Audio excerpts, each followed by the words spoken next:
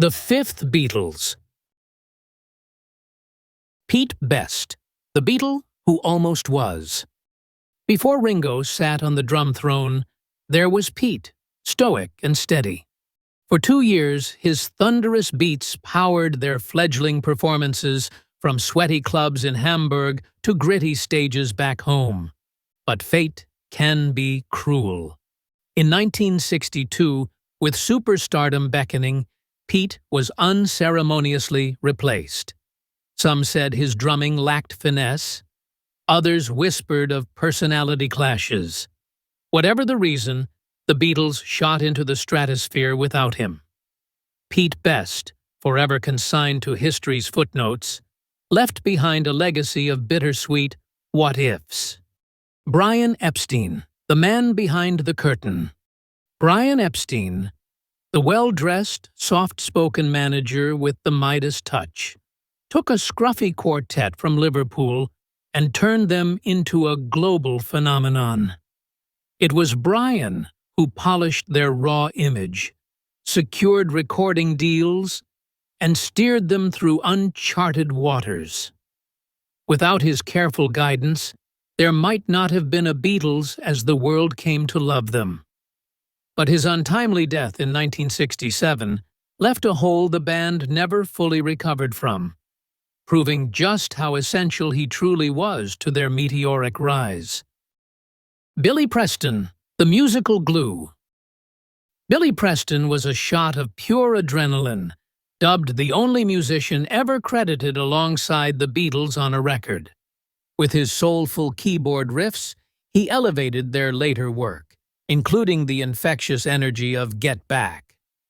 His presence bridged divides during the band's turbulent Let It Be sessions, his warm smile and electrifying talent acting as a salve to their frayed relationships. He wasn't just a collaborator, he was a friend who helped them finish what they had started together. Yoko Ono, the invisible producer. Not a musician in the traditional sense, Yoko Ono is perhaps the most infamous contender for the title. Her relationship with John Lennon saw her weaving herself into the fabric of the band in ways few could have imagined. Fans called her a divisive force, unfairly dubbing her the woman who broke up the Beatles. Yet Yoko brought an avant-garde brilliance that inspired Lennon in his later deeply personal works. For a time, she was as much a force of creation as she was of controversy.